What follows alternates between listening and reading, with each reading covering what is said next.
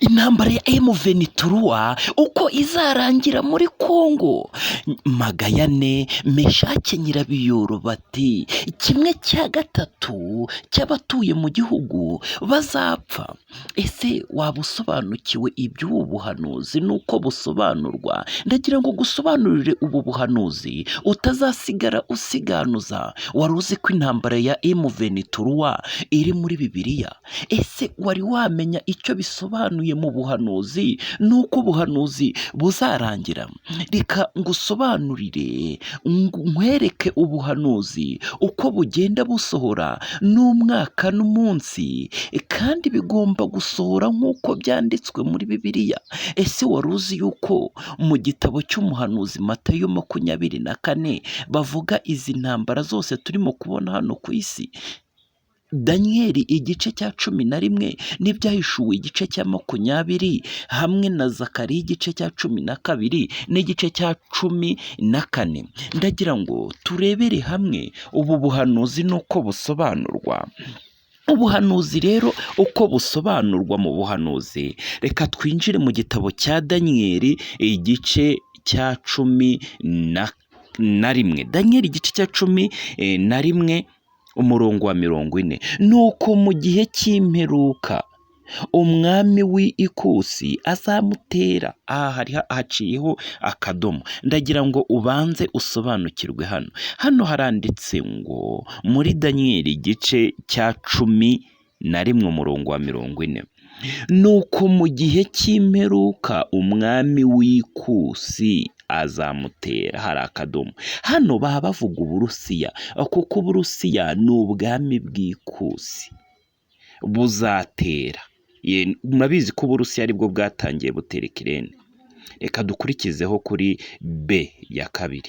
Kandi umwami w'ikasikasi azamutera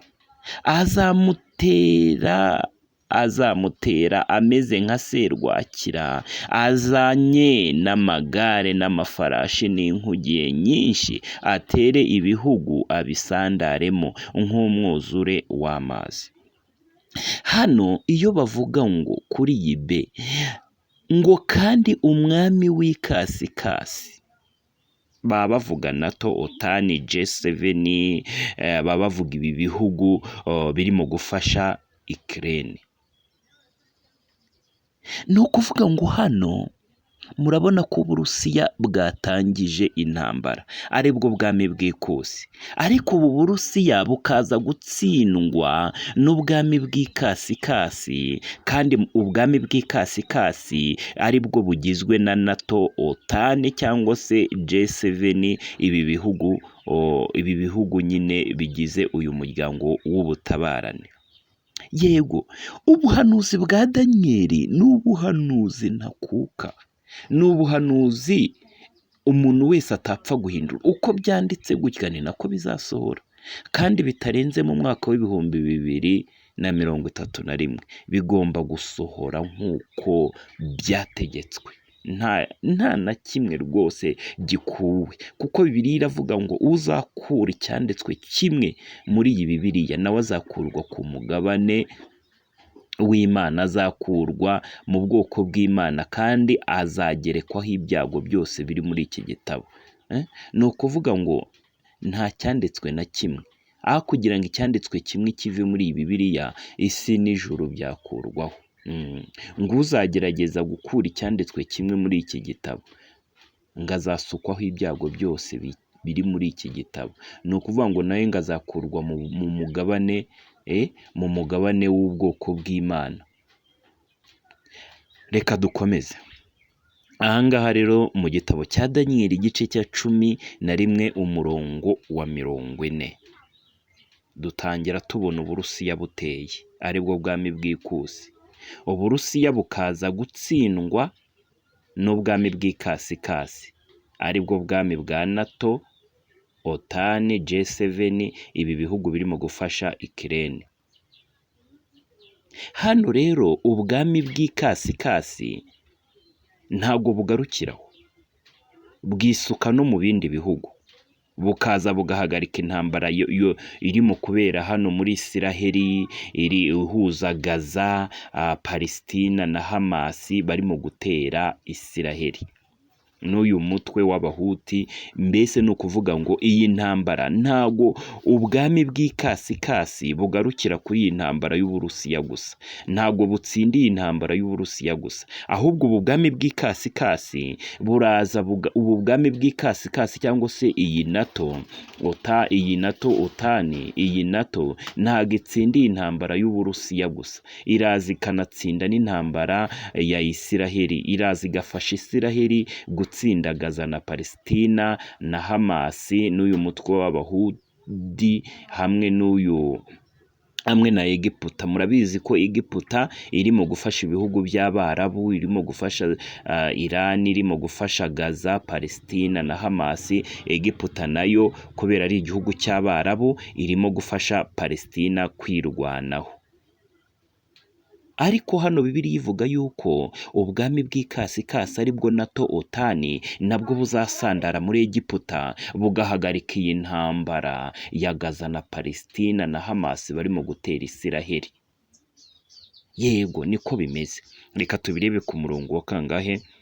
Umurongo wa 42. Turi muri Daniel igice cya 11. Daniel igice cya 11 umurongo wa 42. Nuko azabangura ukuboko kwe ku bihugu bitari bimwe n'igihugu cya Egiputa. Hano igihugu cya Egiputa. Nuko uwo mwami w'ikasikasi ari we NATO azabangurira ukuboko igihugu cya Egiputa.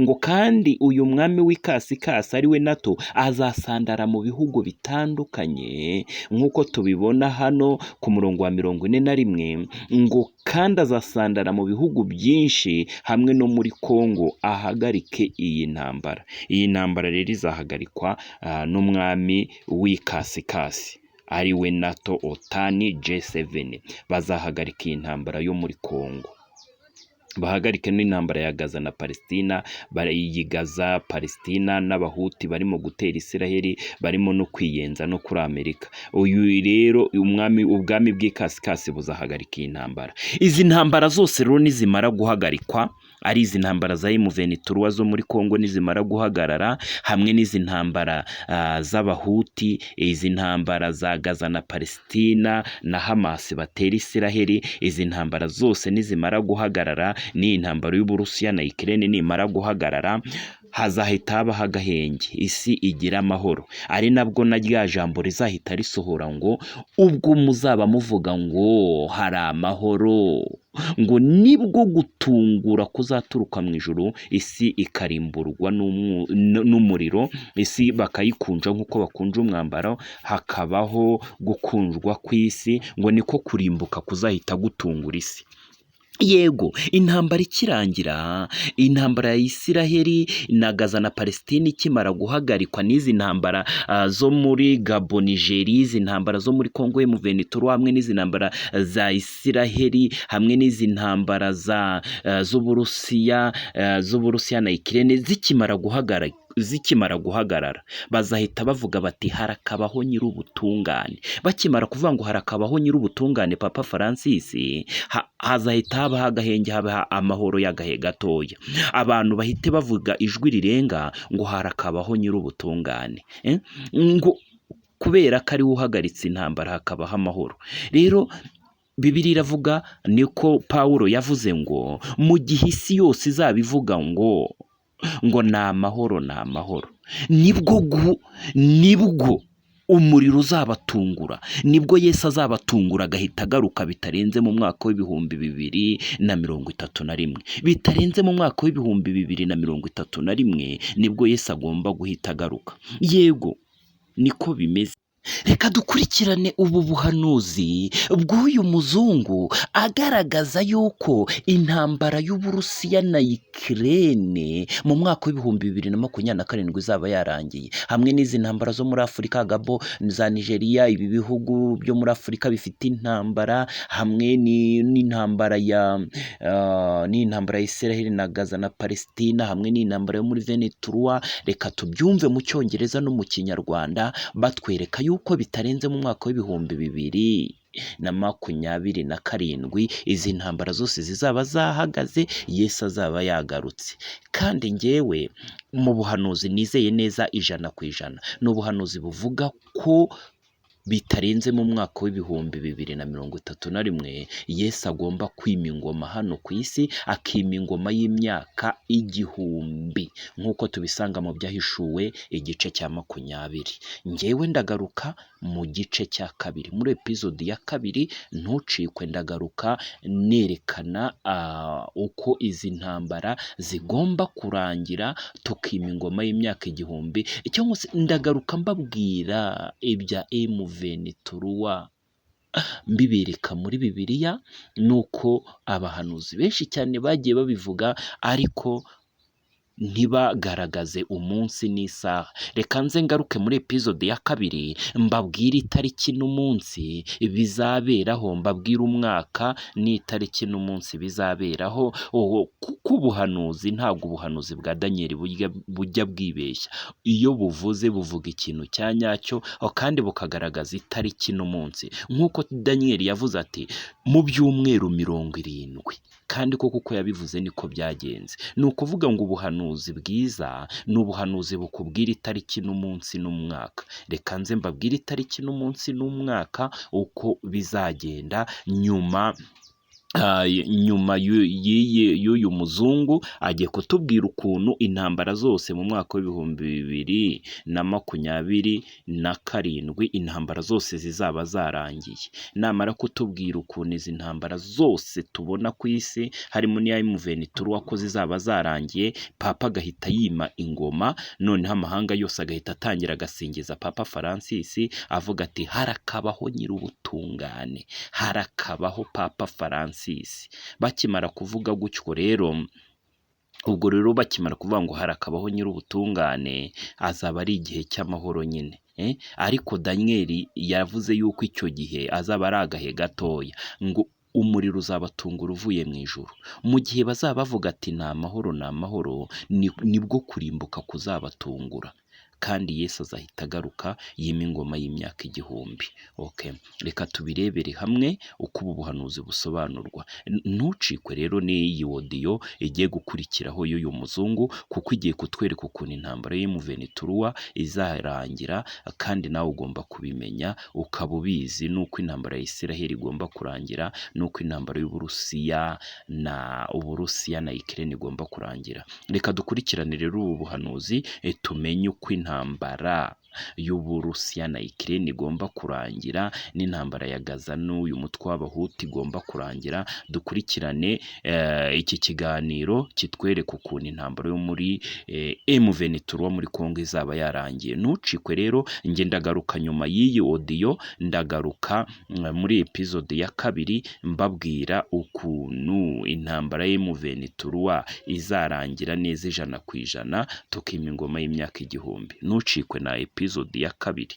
Uyu munsi tugiye kuvuga ku ngingo ikomeye cyane, kandi byansabye igihe kirekire kugeza ubwo nibaza nti ahari kino nicyo gihe cyiza cyo kuvuga ibintu tugiye kuba turimo turaganiraho. Ariko mbere y'uko dutangira, mureke twubike imitwe yacu dusenge. Data udukunda uri mu ijuru, turiho mu gihe gikomeye cyane, kandi abantu babyitayeho cyane kuko barashaka kumenya icyo Uwiteka avuga. Data udukunda uri mu ijuru, ndasenze kugira ngo ubane natwe, udufashe muri kino cyigisho. Mwuka wawe wera atubere umuyobozi kugira ngo tuze kugera ku mwanzuro uhuje na Bibiliya, kandi ube umwanzuro ushingiye ku ijambo ryawe. Turagushimiye kandi turabiguhimbarije mu izina rya Yesu Kristo, amen. The title of this lecture is this the end? Umutwe wa kino cyigisho uravuga ngo mbese iri ni ryo herezo. Kandi natunguwe no kubona ikinyamakuru cya Express nacyo kibaza ikibazo nk'iki ngiki. Nabo bibaza bati mbese coronavirusi cyaba ari cyo cyago cyanuwe mu gitabo cy'ibyahishuwe. Maze muri iyi nkuru baravuga ngo iherezo ry'iyi si rizabanzirizwa n'ibyago n'ibyorezo bizakwirakwira ku isi yose nk'uko byatangajwe n'abakristo biga Bibiliya bashimikiriye babyitayeho cyane. Could this plague from the Bible? None se kino cyago kivugwa muri Bibiliya cyaba ari kino cyorezo cya coronavirus cyamaze gukwirakwira ku isi yose? Nuko rero bageze ku musozo bamaze kuvuga ibyo ngibyo, baje kugera ku mwanzuro baravuga bati, nubwo nta kintu kigaragaza ko coronavirus yahanuwe muri Bibiliya, ariko ino ni indwara itakwirindwa mu buryo bworoshye. Ndaza gusa n'uwemeranya nabo, ariko ku rundi ruhande turasabwa kureba ku bimenyetso by'ibihe. Ndetse abantu barimo baribaza bati, mbese iri ni ryo herezo cyangwa ryaba ari intangiriro y'imperuka? None se n'ibihe bimenyetso by'iherezo? Ni ibihe bimenyetso bigaragaza igihe isi igomba kumara? Twebwe rero tugomba kuvuga kuri bino bintu, kandi nizera neza ko tugiye kubivugaho muri kino cyigisho. Reka turebe aho bitwerekeza.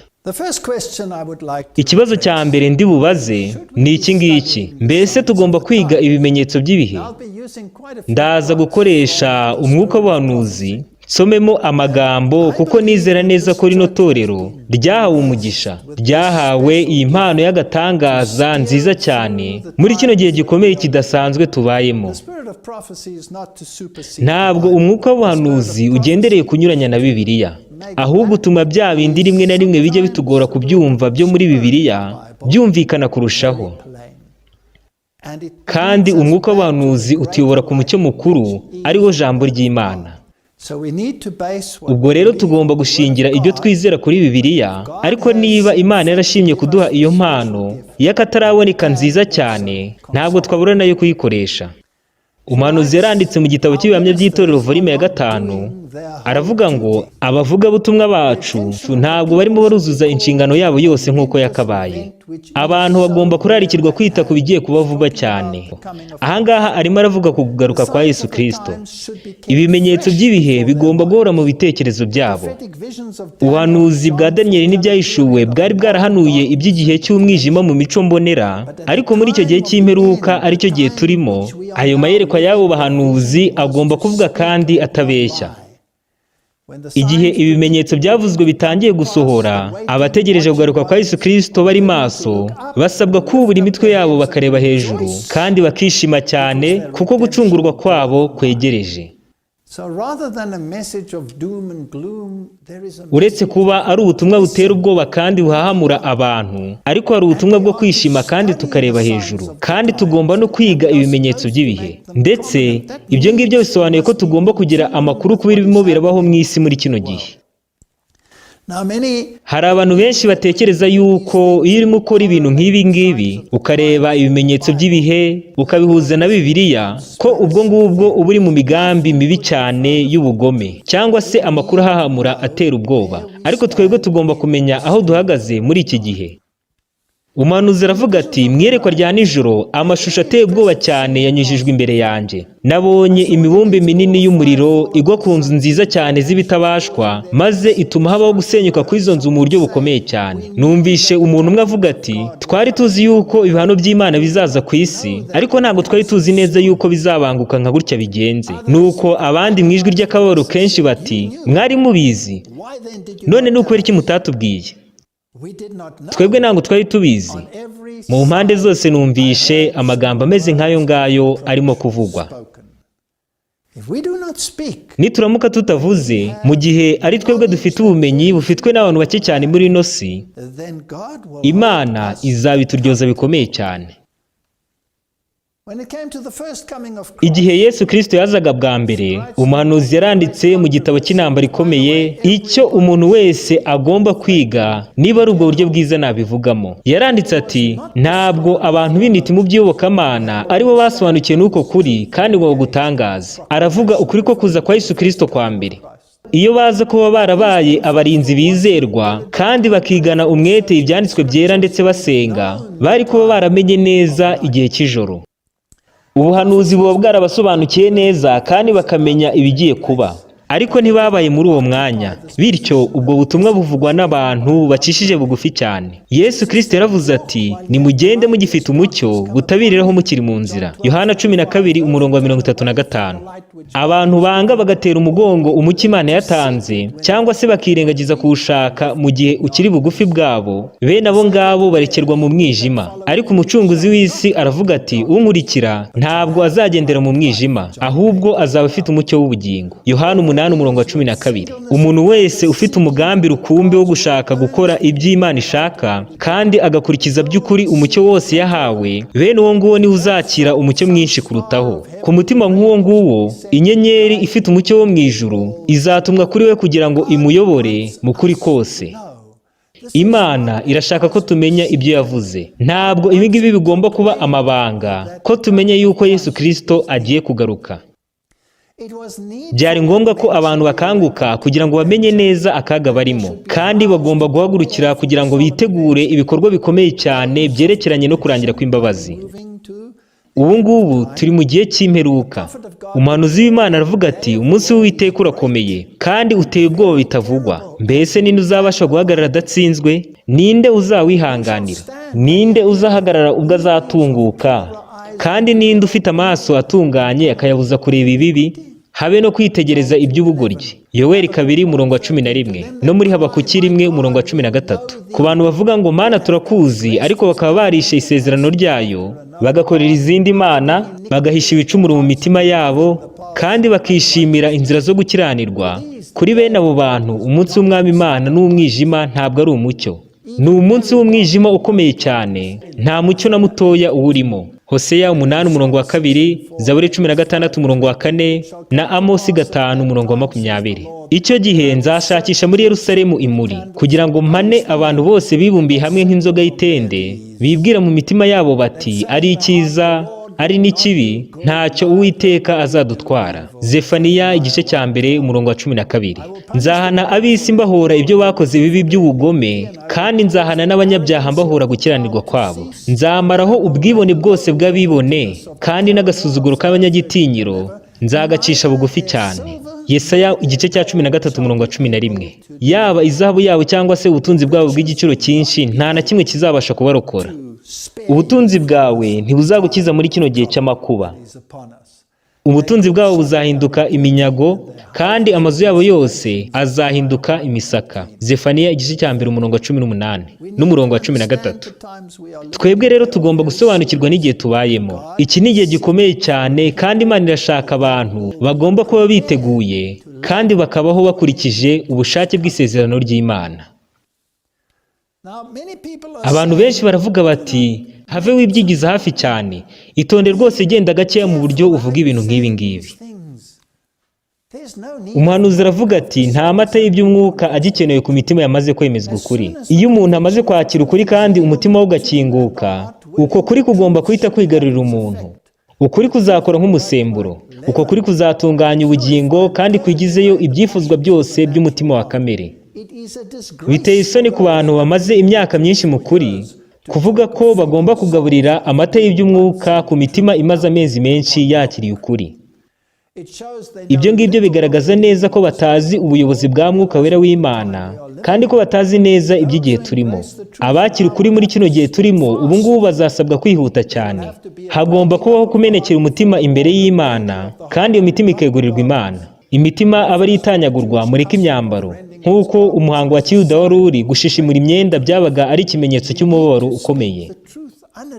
Twebwe tugomba kumenya ukuri, kandi abantu bakamenya aho duhagaze muri kino gihe kidasanzwe.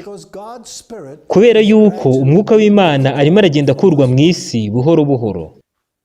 Umuhanuzi aravuga ati, iyi minsi turimo irakomeye cyane kandi ni ingenzi. Umwuka Wera w'Imana arimo aragenda akurwa mu isi buhoro buhoro. Ibihano n'ibyago ubu ngubu byatangiye kugera ku basuzugura ubuntu bw'Imana. Ibyago ku butaka no ku nyanja, umuvurungano uri hagati mu bantu, impuha z'intambara, ibyo ngibyo byose biri ahantu hose. Kandi ibyo ngibyo ni impuruza iteguriza ibikorwa bikomeye cyane biri imbere yacu. Abakozi b'umwanzi barimo barahuza imbaraga zabo kandi bakibumbira hamwe. Bari kwegeranya imbaraga zabo zose kugira ngo bategure ikigeragezo cyabo giheruka. Impinduka zikomeye zidasanzwe zigiye kuba mu isi yacu mu buryo bwihuse cyane, kandi ibikorwa biheruka by'imperuka bizasohora byihuta cyane. Ibihamya by'itorero volume ya 9 paji ya 11. Ibi bintu birimo birasohorera imbere y'amaso yacu, kandi tugomba kubimenya neza kugira ngo tumenye aho duhagaze muri kino gihe kidasanzwe. Abantu bamwe baravuga bati, ibi ngibi nabyo bizashira, twongere tugire igihe cy'amahoro, maze ibintu byongere bigende neza nk'uko byari bimeze mbere. Bakavuga bati, nta mpamvu yo gukangukira kugira ngo twite ku birimo birabaho kino gihe. Ni ngombwa cyane rero yuko twiga iby'umurongo uvuga ngo ntawe uzi iby'uwo munsi n'isaha. Mureke turebe iby'uwo murongo. Muri Matayo igice cya 24 umurongo wa 36 haranditse ngo, ariko iby'uwo munsi n'iyo saha nta muntu n'umwe ubizi, naho baba abamarayika bo mu ijuru cyangwa umwana, keretse Data wenyine. Ibi bintu biratangaje cyane.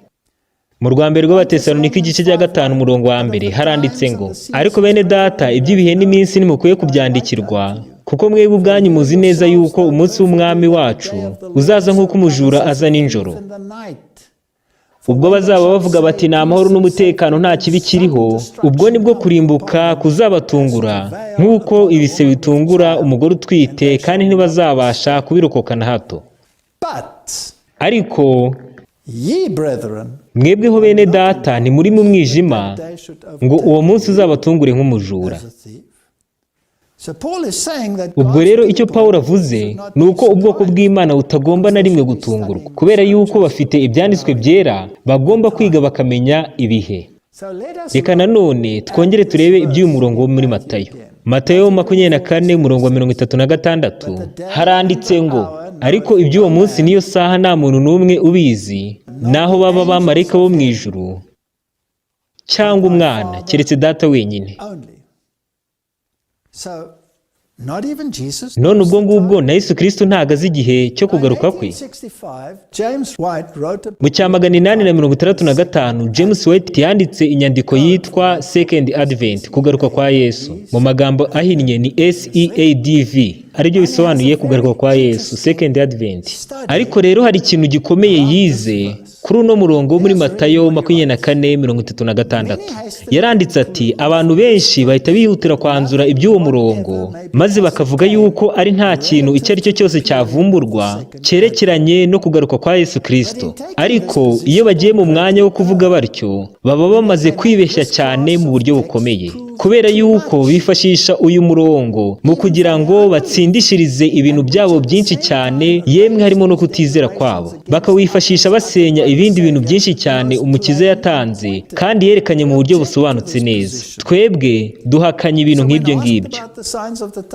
Igihe Yesu Kristo yabazwaga iby'ibimenyetso by'ibihe, yatanze igisubizo kirambuye kandi cyumvikana neza, maze asobanurira abantu uko ibintu bizaba bimeze mu gihe cyo kugaruka kwe. None ubwo ngubwo ni gute twasobanura uyu murongo? Mbese hari ikintu gishobora kwigwa gikuwe muri Bibiliya gifitanye isano no kugaruka kwa Yesu Kristo? Icyo ngicyo ni ikibazo kidashikamye mu bitekerezo bya benshi. Iki ngiki ni ikintu kigomba gusuzumwa cyitondewe cyane kandi kigasubizwa nk'uko kiri. Mbese Yesu Kristo ubwe kino kibazo yacyitwayeho ati, igihe abigishwa bamubazaga bati, mbese ikimenyetso cyo kugaruka kwawe n'icy'imperuka y'isi ni iki? Yesu Kristo ntabwo yigeze abagayira yuko bashaka kwinjira mu bwiru bwahishwe abantu bose. Hoya. Ndetse turamutse dusubiye mu mateka, mu gihe habagaho kurimbuka gukomeye mu minsi yo kwa Nowa, mbese Nowa ntiyatangaje igihe? Akavuga iby'icyo gihe icyo ari cyo, akababwira ko ari imyaka 120. Na Yesu Kristo ntabwo yigeze agaya abigishwa be, ahubwo yabasubije mu buryo busobanutse neza bweruye, maze ababwira yuko hazabaho n'ibimenyetso byihariye byerekana icyo gikorwa. Aranababwira ati, nimubona ibyo byose bibaye, muzamenye ko ari hafi cyane ndetse ageze ku rugi. Kuba Yesu avuga ibimenyetso byo kugaruka kwe kwa kabiri ni igihamya cyiza cyane gisobanutse, kigaragaza ko abantu be batagomba kuguma mu bujiji ku bijyanye no kwegereza kw'icyo gikorwa cyo kugaruka kwe. Iki gihamya kiniyongeraho itangazo rye bwite kivuga yuko ibi byose nibigaragara, abantu be bagomba kumenya neza yuko ari bugufi cyane ndetse ko ageze ku rugi, kandi ibyo ngibyo bikarushaho kugira imbaraga nyinshi cyane. Arakomeza ati, ariko iby'uwo munsi n'iyo saha nta muntu n'umwe ubizi, nubwo baba abamarayika bo mu ijuru cyangwa umwana, keretse data wenyine. Niba uwo murongo uhamya yuko abantu batazagira icyo bamenya ku byerekeye kugaruka kwa Yesu Kristo, ubwo ngubwo bihamye yuko n'abamarayika ubwabo batazagira icyo bamenya ku by'uwo munsi, kandi na mwana nawe ubwo ntazagira icyo awumenyaho uwo munsi kugeza igihe icyo gikorwa ubwacyo kizabera. Uyu murongo uvuga ibirenze ibyo ngibyo, nanjye ndemeranya nawe, kubera yuko niba Yesu Kristo ari umwe na Se ndetse akaba ari Imana mu buryo bwuzuye, agomba kumenya uwo munsi. Reka turebe uko umwanditsi yakemuye kino kibazo. Yaragize ati, uyu murongo uvuga ibirenze ibyo ngibyo, bityo nta na kimwe uhamya muri ibyo ngibyo byavuzwe ruguru. Kristo azamenya igihe cye cyo kugaruka mu isi. Abamarayika bera bategerereza imbere y'intebe y'ubwami yo mu ijuru kugira ngo bakire ubutumwa bujyanye n'uruhare rwabo mu nshingano y'agakiza k'abantu, nabo bazamenya iby'uwo munsi. Kandi n'abantu b'Imana bategereza iby'uwo munsi bari maso, nabo bazabimenya rwose, bazabisobanukirwa. Mbese ibi ngibi ni ukwinjira mu bwiru bw'Imana? Nimureke dukomeze. Mu ngeri y'Icyongereza ya kera ya Bibiliya, uyu murongo uravuga ngo, ariko iby'uwo munsi n'iyo saha nta muntu n'umwe uwumenyekanisha, uwutangaza, naho baba abamarayika bo mu ijuru cyangwa umwana, keretse data wenyine. Ubu ni bwo busobanuro bw'ukuri dukurikije ibihamya byinshi bitandukanye. Ijambo kumenya ryakoreshejwe hariya havuga ngo ntawe uzi, rinakoreshwa na Pawulo mu buryo bumwe n'ubwo ngubwo mu rwa mbere rw'Abakorinto igice cya 2 umurongo wa 2, aho yavuze ati, kuko nagambiriye kutagira ikindi menya muri mwe, aribyo bivuze ngo kutagira ikindi mbatangariza, keretse Yesu Kristo ari we wabambwe. Abantu ntibazatangaza iby'uwo munsi n'isaha, abamarayika bo mu ijuru ntibazatangaza iby'uwo munsi n'iyo saha, ndetse na mwana ntazabikora, ahubwo data wo mu ijuru niwe uzatangaza iby'uwo munsi. Mu nyandiko z'ibanze hari iyerekwa rya Ellen White aho yavuze ngo, ubwoko bw'Imana bureba hejuru, maze data wo mu ijuru atangaza mu cyubahiro cyinshi, avuga iby'umunsi n'isaha byo kugaruka kwa Yesu Kristo. Ni nabwo busobanuro nyakuri bw'uriya murongo. Rero ntabwo dutangaza iby'uwo munsi cyangwa igihe. Ibyo kandi nibyo byumvikana neza, kubera yuko none se ni gute uri Imana mu buryo bwuzuye, Yesu Kristo udafite itangiriro n'iherezo, yaba atazi isaha yo kugaruka kwe? Ubu rero tugiye kugera ku rubuga ruteye ikibazo gikomeye cyane. Ariko niba Bibiliya ariyo tugira umuyobozi wacu, mbese hari ikintu dushobora kumenyera muri ibi ngibi?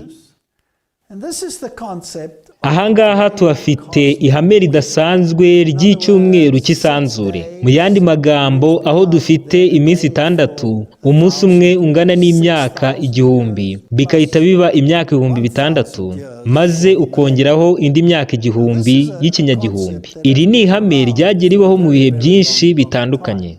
Kandi dusoma mu gitabo cya Zaburi n'icya Petero aya magambo akurikira. Zaburi ya 90 umurongo wa 4 haranditse ngo, kuko imyaka 1000 mu maso yawe bimeze nk'umunsi w'ejo wahise, kandi bikaba bimeze nk'igicuku cya nijoro.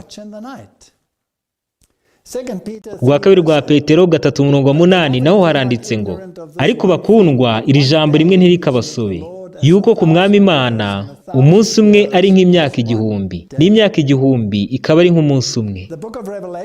Mu gitabo cy'Ibyahishuwe nacyo kigaruka ku gihe cy'imyaka 1000 inshuro 6 zose. Reka turebe umurongo umwe muri icyo gitabo.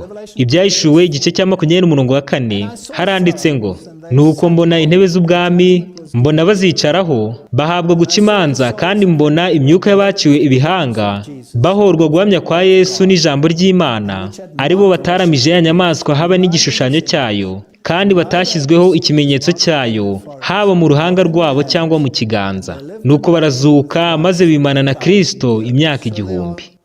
ubwo rero hari n'iyindi mirongo 6 ivuga ku by'iki gihe cy'imyaka 1000 inagaragaza neza ko Satani azabohwa imyaka 1000.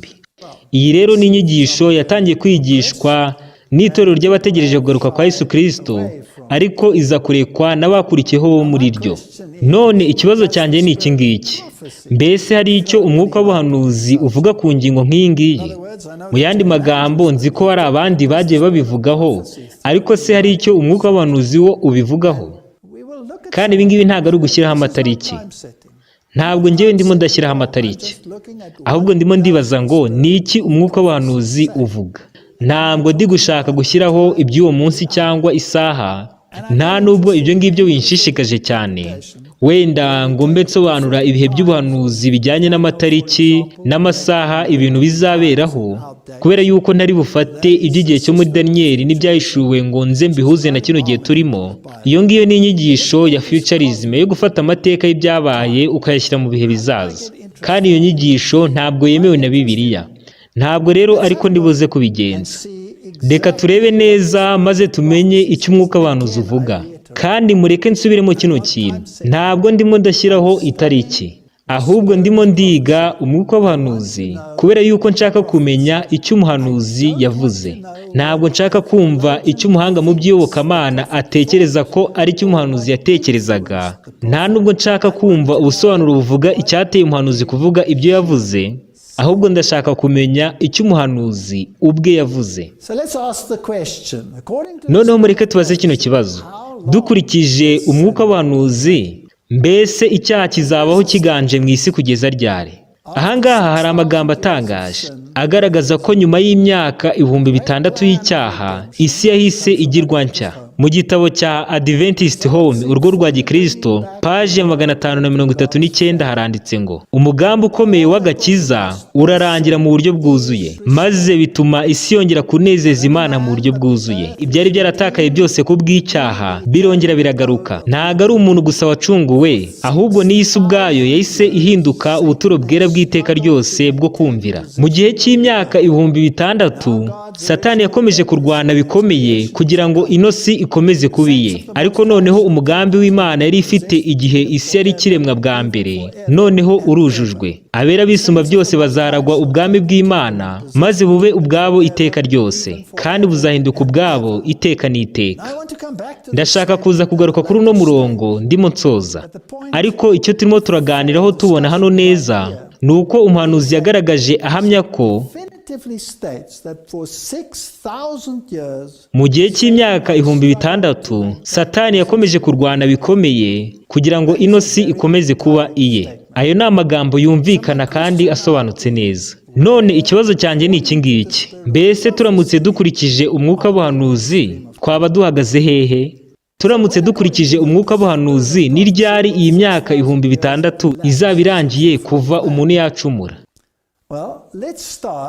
Reka dutangirane n'igihe cy'imyaka 4,000. Turareba amagambo yo mu mwuka w'ubuhanuzi avuga ku gihe cy'imyaka 4,000. Umwuka w'ubuhanuzi ugaragaza neza ko igihe Yesu Kristo yabatizwaga, icyaha cyari kimaze imyaka 4,000 mu isi. Hari mu mwaka wa 27 nyuma y'uko Kristo avukiye mu isi nyine. Reka ibi ngibi tubirebeho neza twitonze, kubera yuko hari ibintu byinshi bitandukanye bivugwa, aho usanga abantu bashyiraho amatariki, bamwe bakabara bahereye igihe Yesu Kristo yavukiye, abandi bakabara bahereye igihe yabambiwe, ndetse n'abandi bagafata ibindi bihe bitandukanye ariho bahereye babara. Ariko njyewe ndashaka kumenya neza icyo umuhanuzi ubwe yavuze. Mureke rero twitonde mu gihe twiga kino kibazo kugira ngo tumenye ubusobanuro nyakuri. Umuhanuzi yaranditse ngo Kristo igihe yarageze mu butayu bwo kugeragerezwamo, reka tube duhagarariye aho ngaho. Aho hari ryari? Yesu Kristo yinjiye mu butayu bwo kugeragerezwamo akimara kubatizwa muri uwo mwanya, kandi aho ngaho hari mu mwaka wa 27. Reka twongere turebe ibi ngibi neza. Kristo igihe yinjiraga mu butayu bwo kugeragerezwamo, yari ahagaze mu mwanya wa Adamu kugira ngo ahangane n'ikigeragezo Adamu yari yarananiwe kunesha. Ahangaha Kristo yatsinze mu mwanya w'umunyabyaha. Icyo gihe hari hashize imyaka 4,000 Adamu ateye umugongo umucyo w'urugo rwe, atandukanijwe n'Imana. So since the fall of Adam, ubwo rero kuva igihe Adamu yari amaze gucumura kugenda ukageza igihe Yesu Kristo yageragerejwe mu butayu, kandi uwo mwaka ni muri 27 nyuma ya Kristo, icyo gihe hari hashize imyaka 4,000 kuva Adamu yacumura. Kuva atandukanijwe n'Imana, umuryango mugari w'abantu wagiye urushaho guhunga Imana uko ibisekuru byagiye bikurikiraho bisimburana, maze bagenda bajya kure y'ubwenge, ubuhanga no kwera Adamu yari afite akiri muri Edeni. Kristo yihanganiye ibyaha n'intege nkeya by'abantu byari biriho igihe yazaga mu isi kugira ngo afashe umuntu. Mu mwanya wa mwene muntu wese, Kristo yishyizeho intege nkeya z'umuntu waguye, kandi yagombaga gutsinda ibishuko Satani yamutezaga mu mpande zose, ibyo abantu bajyaga guhura nabyo. Ubwo rero imyaka 4,000 uhereye igihe Adamu yagwaga kugeza mu butayu bwo kugeragerezwamo, nibwo imyaka 4,000 yari ishize. Umuhanuzi arakomeza ati, umucunguzi w'ab'isi nta ntambara yari agifitanye na Satani, wari warirukanwe mu ijuru, kubera yuko ahe hatari hakiboneka mu ijuru. Washoboraga koshya abamarayika kugira ngo bagomere umuyobozi wabo w'ikirenga, kandi ngo banagomere umwana we, ari nawe mugabo wabo bakundaga kandi bishimiraga bagirira ubwuzu. Icyo gihe rero yahawe igihe kugira ngo agerageze kuyobya Kristo. Mu gihe cy'imyaka 4,000 uwo mutware w'umwijima yahanganaga n'ubutegetsi bw'Imana, kandi ntiyari yarigeze atakaza ubwenge bwe ndetse n'imbaraga ze mu buryo bwo kuyobya no gushukana. Ahangaha naho turabona ko igihe Satani yari agiye guhangana na Yesu Kristo mu butayu bwo kugeragerezwamo, neza hari hashize imyaka 4,000 kugira ngo akoreshe uburyo bwose bushoboka ngo arebe uko yatsinda Yesu Kristo nk'uko yari yaratsinze Adamu.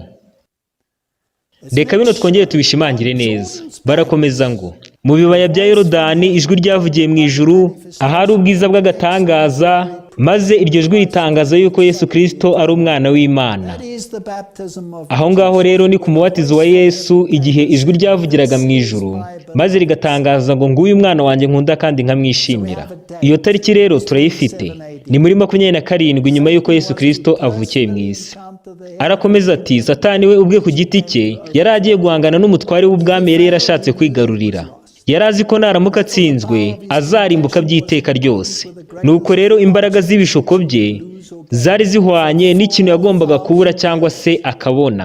Mu gihe cy'imyaka 4,000, iki ngiki mucyumve neza, kuko mu gihe cy'imyaka 4,000 uhereye igihe Adamu yatangarizwaga ko urubyaro rw'umugore ruzajanjagura umutwe w'inzoka, icyo gihe Satani yahise ategura umugambi w'igitero cye n'uburyo azakigaba.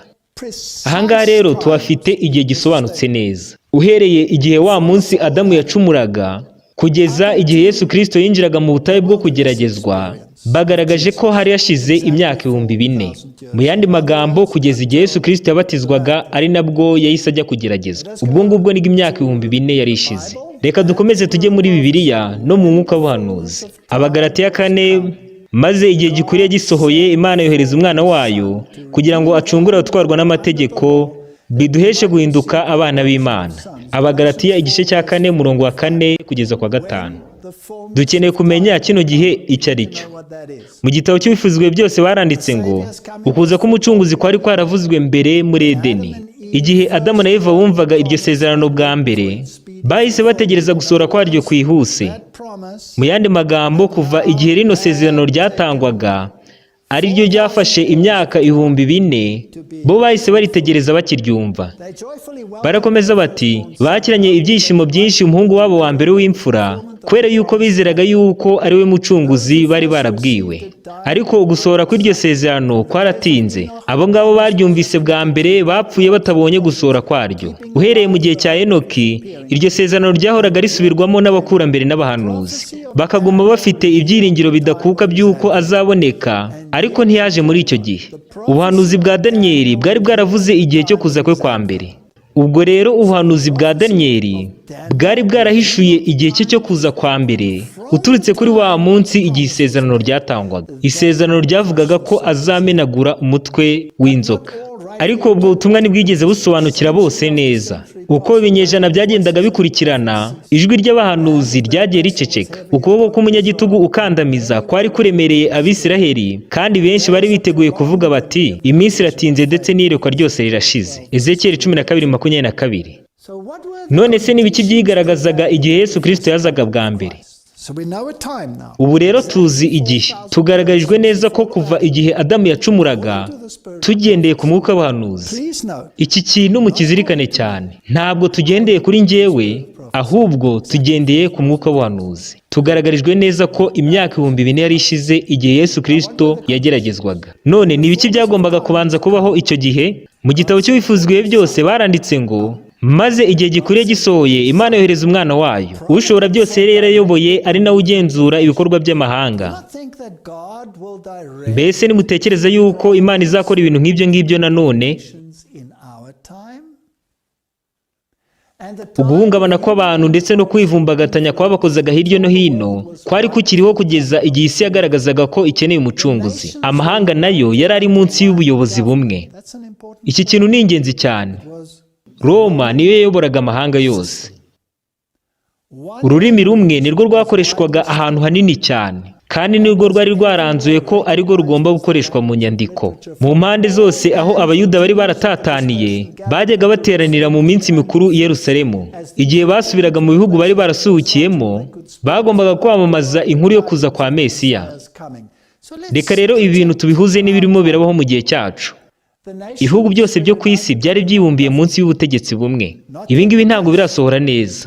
Icyo gihe ururimi rumwe nirwo rwakoreshwaga ahantu hanini cyane. Muri iki gihe cyacu Icyongereza nicyo gikoreshwa cyane. and Kandi abayuda bari baratataniye mu bihugu byose bitandukanye byo ku isi. nations. No muri iki gihe Imana ifite ubwoko bwayo bwatataniye mu bihugu bitandukanye byo ku isi. Ubu rero ibi byangombwa byose uyu munsi birahari kandi tugomba kubizirikana cyane. Itangiriro igice cya 11 umurongo wa 5 haranditswe ngo maze Uwiteka amanurwa no kureba umudugudu abana b'abantu bubatse. Ahangaha baravuga umunara w'ibaberi ubwo abantu bari bamaze kwibumbira hamwe. Men build Maze Uwiteka amanurwa no kureba umudugudu abana b'abantu bubatse. Maze Uwiteka aravuga ati aba bantu ni ubwoko bumwe kandi n'ururimi rumwe, none bino nibyo babanje gukora kandi nta kintu kizabananira gukora baramutse bagishatse. so this Ubu buryo abantu bagerageje gushaka kwihuza Imana yise ukurogoya. corrupted. In the time Kandi igihe Yesu Kristo yazaga hari hariho igihugu kimwe cyayoboraga ibice byose byo ku isi, ndetse no mu gihe cye cyo kugaruka kwa kabiri nabwo nuko nk'uko bigomba kuba bimeze. So my question is this. None ikibazo cyanjye ni iki ngiki: niba igihe Yesu Kristo yageragezwaga hari haciyemo imyaka 2000 uhereye igihe Adamu yageragezwaga, kandi muri uwo mwaka igihe Yesu Kristo yageragezwaga wakongeraho imyaka 2000, biragenda bikatugeza mu mwaka wa 2027. None byashoboka ko isi yarangira mu mwaka wa 2027 uramutse ukurikije ino mibare? Because remember, Mwibuke ibi ngibi, muri 27 uhereye cya gihe Adamu yacumuraga, ubwo nibwo imyaka 2000 yari yuzuye irangiye. and Kandi kuva muri uwo mwaka wa 27 wongeyeho imyaka 2000 kugira ngo imyaka 6000 yuzure, biraza bikatugeza mu mwaka wa 2027. Ariko reka mbere yuko njya ahangaha, reka nongere mbibutse neza yuko ntarimo ndashyiraho ibihe n'amatariki. Ndimo ndishingikiriza ku magambo y'ibyanditswe muri Bibiliya no mu mwuka w'abahanuzi gusa. I want to look at that Reka rero tugaruke kuri ya magambo yo mu mwuka w'abahanuzi amwe nigeze kubabwira ko turi buze kugarukaho. Aboneka mu gitabo cya Adventist Home, urugo rwa Gikristo. after 6 Nyuma y'imyaka 6000 y'icyaha, iyi si yongeye kugirwa nshya. the great Haranditse ngo umugambi ukomeye w'agakiza urangira isi yongeye kugaruka mu kubaha Imana no kuyumvira mu buryo bwuzuye. Ibyari byaratakaye byose ku bw'icyaha bizongera bigaruke.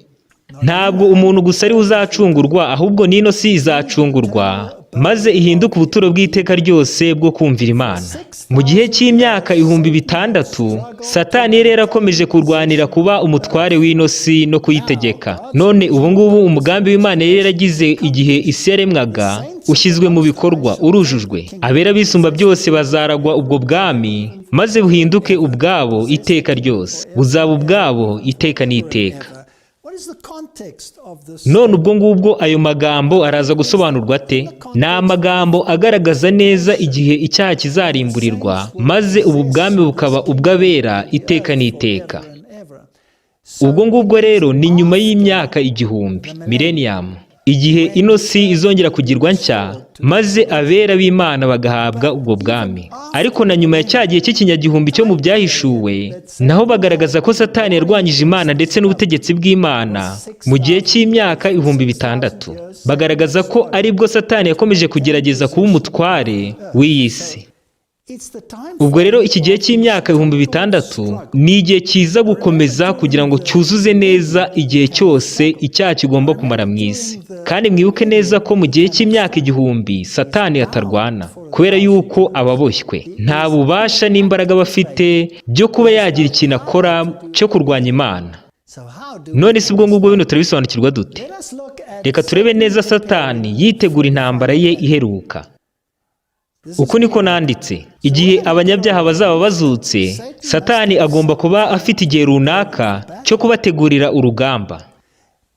Niba mu mwaka wa 2027 ari iherezo ry'igihe cy'imyaka 600 yo kurwanya Imana kwa Satani, ubwo ngubwo ibyo byatuma hakurwaho igihe kizaba gikenewe kugira ngo yitegure urugamba igihe abanyabyaha bazaba bamaze kuzuka. Mbese byashoboka ko, ndimo ndabaza ikibazo hano, mbese byashoboka ko igihe runaka cyakorwa ku myaka 600 mbere y'umwaka wa 2027 kugira ngo Satani abone uko yitegura igihe cy'urugamba rwe ruheruka ubwo abanyabyaha bazaba bazutse? Niba ari uko nguko bimeze, ubwo Kristo agomba kugaruka mu gihe runaka mbere y'umwaka wa 2027 kugira ngo ibyo bintu bibe. Turamutse dufashe ubu buhanuzi tugafata umwuka w'ubuhanuzi neza nk'uko usobanura bino bintu, twaba tubibona neza. Abaroma 9:28, kuko umwami Imana azasohoza umurimo we mu isi akawugabanya gato mu gukiranuka, kuko mu gihe gitoya aribwo Uwiteka azasohoza umurimo we mu isi. Ubwo rero hari igihe agomba kuzagabanya icyo gihe. Hari andi magambo hano aboneka mu mwuka w'abahanuzi aravuga ngo abatita ku murimo w'umugambi w'Imana mu isi muri kino gihe ntibashobora kuririmba indirimbo y'urukundo rwabacunguye baramutse bageze mu ijuru. Nabonye yuko umurimo wihuse Imana yari irimo irakora mu isi wari ugiye kugabanywa gatoya mu bukiranutsi, kandi yuko abatwaye ubutumwa bagomba kwihuta cyane bagashakisha umukumbi wazimiye. Dufite umurimo ukomeye wo gukora. Reka nongere nanone mbibutse yuko ntarimo ndashyiraho igihe. Ibi ngibi ntabwo ari ugushyiraho amatariki, ahubwo mureke Bibiliya n'umwuka w'abahanuzi ubwabyo bibe ari byo bivuga. Mu gitabo cy'ibyahishuwe igice cya 20:3 haranditse ngo nuko akijugunya ikuzimu, ubwo baravuga cya kiyoka aricyo Satani, maze aragifungirana, nuko ashyiraho ikimenyetso kigifatanyishije kugira ngo icyo kiyoka kitongera kuyobya amahanga kugeza ubwo iyo myaka 1000 izashirira. Ahangaha rero tuhafite igihe cy'imyaka 1000 ubwo Satani azaba aboshye. Uwo murongo urakomeza ukavuga ngo icyakora iyo myaka 1000 nishira, icyo kiyoka kizabohorwa kugira ngo kimare igihe gitoya. Bivuze ko nyuma y'imyaka 1000 hari igihe gitoya cyane ubwo Satani azongera kuyobya amahanga. Ariko kugeza muri cya gihe isi izaba igizwe nshya, Satani azaba yarakuweho burundu, kuko azaba yarakoze imyaka 600 yo kurwanya Imana dukurikije ya magambo twabonye mbere. None se bite nta kino gihe gitoya Satani agomba gukoreramo? Byahishuwe 20:7 aranditse ngo ariko iyo myaka 1000 nishira, Satani azarekurwa akurwe muri gereza ye kugira ngo yongere ajye kuyobya amahanga. Uku nguku niko Bibiliya ubwayo ibivuga. Mureke rero tujye mu mwuka w'abahanuzi. Aha tugiye kureba ni nyuma y'imyaka 1000 igihe umurwa wa Yerusalemu nshya w'Imana uzaba umanutse uvuye mu ijuru, maze umusozi wera ukitegurwa, maze ikibaya kigashingwa aho Kristo azashinga ikirenge cye. Niki cyita gikurikiraho? Mu gitabo cy'inyandiko z'ibanze umuhanuzi aravuga ati, hanyuma Yesu Kristo hamwe n'itsinda ry'abamarayika bera n'abacunguwe bose basohoka muri wa murwa. Abamarayika bakikiza umugaba wabo mukuru, baramushagara mu nzira yanyuragamo. Nuko imbaga y'abera bacunguwe nabo bahita bakurikiraho. Nuko mu gitinyiro cyinshi Yesu Kristo ahamagara abanyabyaha bose bapfuye, bazukana ya mibiri yabo ifite intege nkeya kandi rwaragurika, iyo bari barajyanye mu bituro byabo. Mbega ibintu byari bitangaje cyane, mbega amashusho. Abari barazutse ku muzuko wa mbere bari barazutse bafite imibiri yambaye kudapfa, ariko dore abazutse ku muzuko wa kabiri bazukanye ibimenyetso by'umuvumo. Ibi ngibi ni nabyo Bibiliya ivuga. Niko ivuga ko bizagenda ku muzuko wa kabiri. The kings and noblemen nuko abami n'abakomeye bo ku isi, abari barize n'abatarize, bose bazamukira icyarimwe. Bose bitegereza umwana w'umuntu, kandi ba bandi bose bamusuzuguye bakanamukwena, bamwe batamirije ikamba ry'amahwa mu ruhanga rwe rwera, na ba bandi bamukubise urubingo bose bamubona ari mu gitinyiro cye gikomeye cya cyami.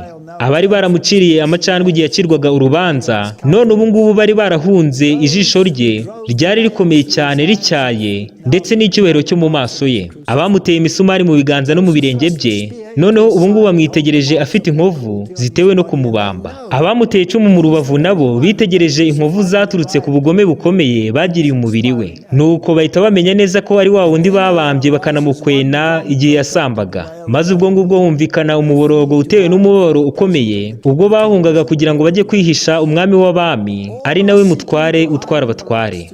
Nuko bose bashaka ibitari byo kwihishamo kugira ngo bikingire icyubahiro gihebuje cy'ikuzo ry'uwo bari barasuzuguye. Maze bahinduwe ubusa kandi bababajwe n'igitinyiro cye gikomeye ndetse n'ubwiza bwe budasanzwe, bahita baterera hejuru icyarimwe baravuga bati, hahirwa uje mu izina ry'Uwiteka.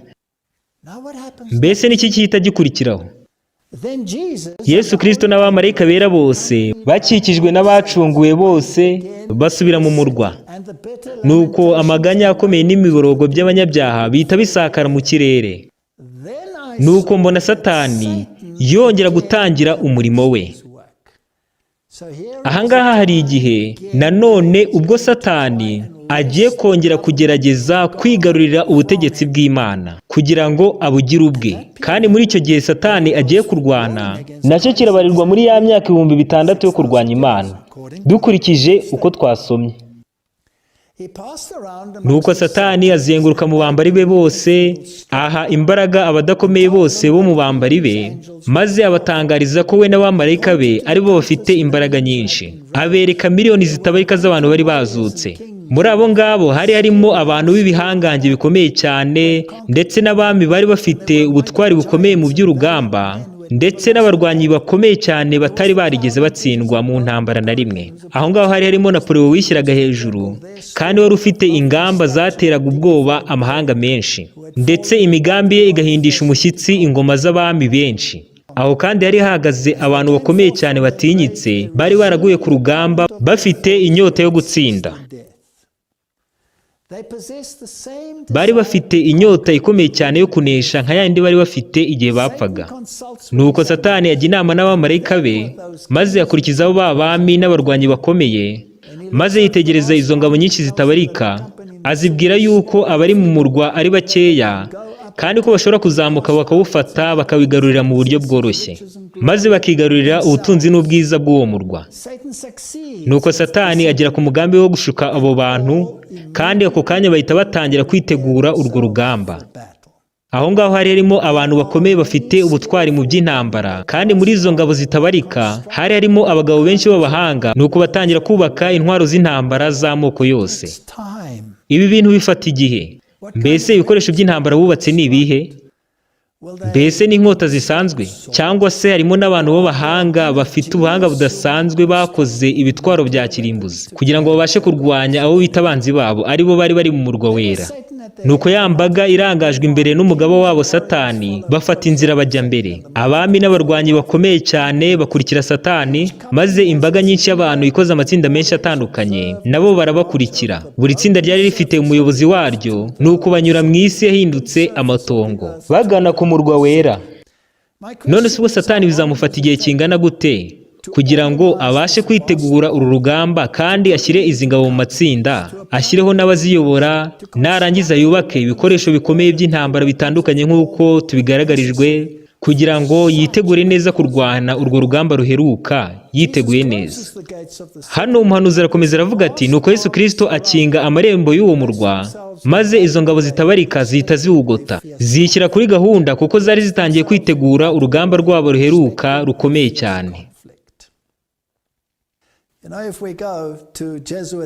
Iyo witegereje muri ziriya teatire z'abajesuite, ndavuga zino filime za Hollywood, tubona ibintu nk'ibi ngibi, aho bagaragaza neza bategura intambara, bagashyiraho intwaro zose zishoboka kugira ngo bitegure iyi ntambara iheruka. nuko muri izo filime buri gihe bagaragaza neza ko ari bo batsinze, ariko icyo Bibiliya ivuga neza ni uko batsindwa. Bibiliya ihita igaragaza neza ko umuriro waje ukabatwika ukabamaraho. Ubu rero dufite imyaka 6,000 kandi bifata igihe kugira ngo zino ngabo z'umwanzi Satani zibashe gutegurwa. Mbese bifata igihe kingana iki? Ntabwo nzi icyo gihe uko kingana, kuko ntagiye no gushyiraho igihe. Niba ubu ngubu turi muri uno mwaka kandi tukaba tubona neza ko imyaka 6,000 igomba kurangira mu mwaka wa 2027, turamutse dukurikije ingengabihe ikomeza nk'uko igaragara mu mwuka w'ubuhanuzi, kandi hakaba hari igihe kigomba kuzagabanwaho gatoya kugira ngo cyongerwe kuri cya gihe cy'imyaka 6,000 ubwo Satani azaba ategura ingabo ze kugira ngo yitegure kurwanya Imana. None si ubwo ngubwo n'igihe kingana iki kizagabanywa ku myaka 6,000? Ntabwo njyewe nkizi. Mbese umwaka umwe waba uhagije kugira ngo Satani ategure izo ngabo ze z'akataraboneka kugira ngo bubake intwaro zikomeye z'intambara, maze bakoreshe n'ibyangombwa byose byo gutuma ubuzima bw'abantu bukomeza n'ibindi nk'ibyo ngibyo? Ariko ntekereza yuko ibintu nk'ibyo ngibyo bifata igihe. Mbese bizasaba imyaka 2, imyaka 3, imyaka 4, imyaka 5? Ntabwo njyewe mbizi namba. Ariko uko bimeze kose biragaragaza neza ko dukurikije umwuka w'ubuhanuzi, bigaragaza neza ko turi mu gihe cya nyuma giheruka. Kandi niba icyo gihe cyo kwitegura k'urugamba rwa Satani kizagabanwa ku myaka 6,000, ubwo noneho Yesu Kristo agomba kuza mu myaka mikeya iri imbere. Kandi igihe dufite noneho ni kigufi cyane. Icyo ngicyo nicyo ndimo ndavuga. Ntabwo ndimo ndavuga ngo ni ryari Kristo agiye kuza. Icyo ndimo ndavuga ni uko igihe ari kigufi cyane. Matayo 24 umurongo wa 48 haravuga ngo, ariko umugaragu mubi niyibwira mu mutima we ati, kandi uyu mugaragu mubi akora mu itorero ry'Imana. Uwo mugaragu mubi niyibwira mu mutima we ati, databuja aratinze, maze agatangira gukubita abagaragu bagenzi be. Abo ngabo baravuga bati, iri ntago ari itangiriro ry'igihe cy'umubabaro. Baravuga bati, hazacaho indi myaka myinshi cyane mbere y'uko Yesu Kristo agaruka. Ibyo ngibyo nabyumvanye abantu benshi babivuga. Maze uwo mugaragu agatangira gukubita abagaragu bagenzi be ndetse no gusangira n'abasinzi.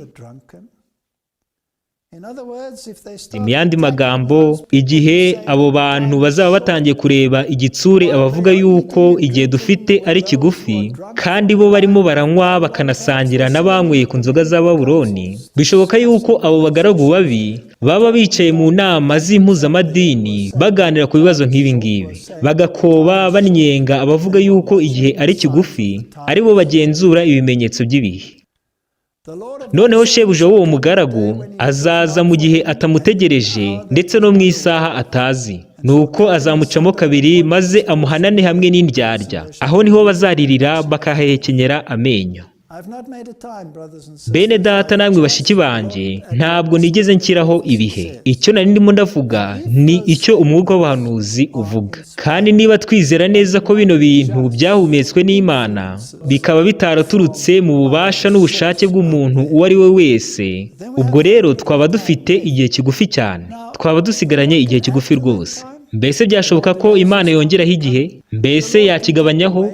Ibyo ngibyo njyewe ntabwo mbizi namba, kubera yuko ntarimo ndashyiraho igihe na gatoya. Icyo ndimo ndababwira ni uko igihe dufite ari kigufi cyane.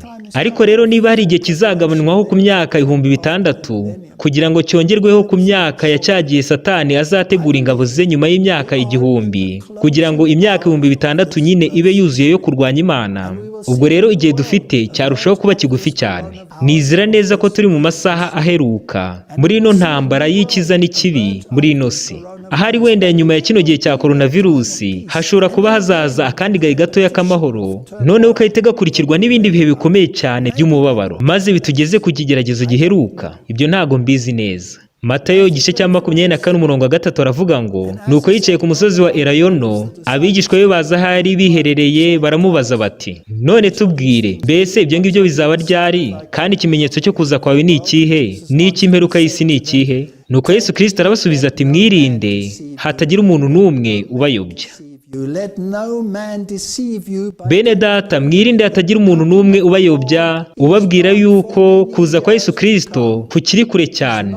akababwira ko kugifite imyaka myinshi cyane. Ibyo ngibyo ntabwo bihuje na gatoya n'ibimenyetso by'ibihe by'imperuka tubayemo muri kino gihe. Uyu munsi nshobora kubona neza imbaraga za Roma zirimo ziribumbira hamwe kandi zigakwirakwira muri leta zose zo mu isi. Ubu nshobora kubona neza nkabona ishyirwaho ry'ingamba z'umunyabugome, ingamba zihamagarira abantu bose kuza gutozwa no kumenyerezwa ibintu bitandukanye. Kandi ibyo ngibyo bituma nizera neza ko twegereje iherezo rya byose. Kandi nindamuka ngaragaye yuko navuze ibitari byo, nzarushaho kwishima cyane kubera yuko nzaba mpawe ikindi gihe gihagije cyo kwigisha ubutumwa bwiza. Ariko rero niba bino bintu ari kuno bimeze, kandi niba umuhanuzi w'ukuri koko agomba gufatirwa ku ijambo rye, noneho ubwo ngubwo twaba dufite igihe kigufi cyane. Nimureke twigishe ubutumwa bw'abamarayika batatu. Nimureke dukoreshe uburyo ubwo ari bwo bwose bushoboka Imana yaduhaye, kandi ahari wenda hari ubwo Imana yazatanga andi mahirwe, cyangwa se wenda hari ubwo itayatanga. Ibyo ngibyo ntabwo mbizi. Icyo ndimo ndababwira ni uko igihe ari kigufi. Nimureke twitegure kuza kwa Yesu Kristo kwegereje cyane. Nimureke dusenge. Data udukunda uri mu ijuru, niba bino bintu ariko bimeze mu by'ukuri, igihe twaba dufite cyaba ari gito cyane. None rero Mwami Imana, ndasenze ngusaba kugira ngo utegure imitima y'ubwoko bwawe maze bushikame. Ubahe kuvuga mu ijwi rirenga kugira ngo baburire isi yose, nk'uko Yohana Umubatiza, umuntu utari warigeze na rimwe yanduzwa n'inyigisho z'amashuri yatorezwagamo abanyabwenge mu by'iyobokamana, nk'uko nawe yatanze ubutumwa bwo kuza kwawe kwa mbere, aba ari nako ugenzereza amajwi atandukanye yo mu miryango itandukanye yo ku isi, mu mahanga yose no mu bihugu byose, kugira ngo babwire abantu bose gukora amahitamo meza hagati y'amategeko y'Imana n'amategeko y'abantu. Iryo ngiryo ni ryo sengesho ryanjye, mu izina rya Yesu Kristo, amen.